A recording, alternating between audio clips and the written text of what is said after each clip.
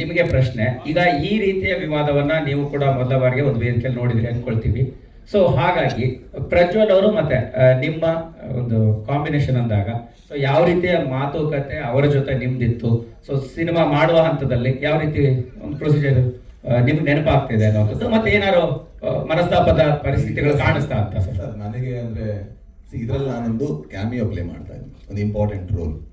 And ಇದರ poster ಇಂದ ಹಿಡಿದು ಇದರಲ್ಲಿರುವಂಥ ಟೈಟಲ್ ಇಂದ ಹಿಡಿದು ಎಲ್ಲದೂ ಕೂಡ ಅವ್ರ ಹೆಸರಲ್ಲಿರೋದು. ಆ್ಯಂಡ್ ನನಗೆ ಅದು ಗೊತ್ತಿತ್ತು ಕೂಡ. ಆ್ಯಂಡ್ ಈ ಸಿನಿಮಾ ಮಾಡಿದ್ಮೇಲೆ ಅಂದ್ರೆ ನೀವು ಒಂದು ಆ ಪ್ರಶ್ನೆ ಕೇಳಿದ್ರೆ ಅಂದ್ರೆ ನಾ ಬಂದ್ಮೇಲೆ ಇದು ಸುಮರ್ಸ್ ಆಯ್ತಾ ಅಂತ. ಆ್ಯಂಡ್ ನಾನು ಇವರ ಮೊದಲ ಚಾಯ್ಸ್ ಆಗಿರಲಿಲ್ಲ, ನನಗಿಂತ ದೊಡ್ಡ ನಟರು ಇವರ ಮೊದಲ ಚಾಯ್ಸ್ ಆಗಿತ್ತು. ಬಟ್ ಬೇರೆ ಬೇರೆ ಕಾರಣಗಳಿಂದ ಅವ್ರು ಆಗದೇ ಇದ್ದ ಕಾರಣಕ್ಕೆ ಕೊನೆಗೆ ನಾನು ಬಂದಿದ್ದು. ಹಾಗಾಗಿ ಆ ರೋಲ್ ಮೊದಲಿಂದ ಇತ್ತು. ಇಟ್ಸ್ ನಾಟ್ ದಟ್ ಅದೊಂದು ಪಾತ್ರ, ಅದು ಬರವಣಿಗೆಯಲ್ಲೇ ಆ ಒಂದು ಪಾತ್ರ ಇದೆ. ನನಗೆ ಏನು ಸರ್, ನಾನಿಲ್ಲಿ ಕಾಂಪಿಟೇಷನ್ ಮಾಡೋಕೆ ಬಂದಿಲ್ಲ ಸರ್, ಯಾರ ಜೊತೆನೂ ಕಾಂಪಿಟೇಷನ್ ಇಲ್ಲ. ನಾವು ಸಿನಿಮಾ ಮಾಡ್ತಾ ಇದ್ದೀವಿ. ಆ್ಯಂಡ್ ನಾನು ಟೆಕ್ನಿಷಿಯನ್ ಫಸ್ಟು.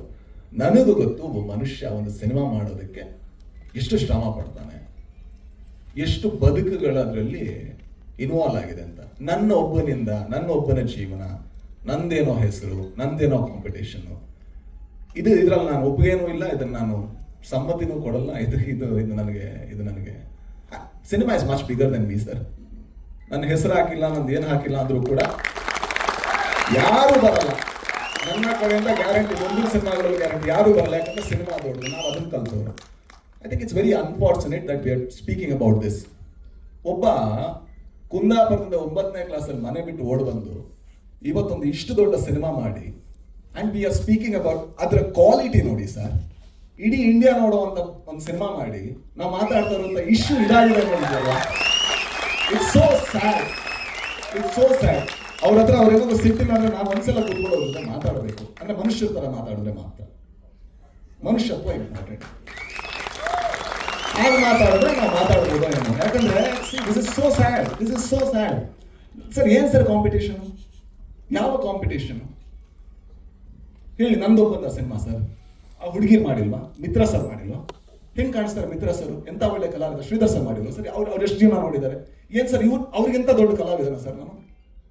ಅವ್ರದ್ದು ಹೆಸರಿದೆಯಾ ಸರ್ ಪೋಸ್ಟರಲ್ಲಿ? This is so unfortunate sir. This is ತುಂಬಾ ಜನ ಕೇಳ್ತೀವಲ್ವಾ, ಯಾಕೆ ನಮ್ಮ ಇಂಡಸ್ಟ್ರಿ ಉದ್ಧಾರ ಆಗಲ್ಲ ಅಂತ.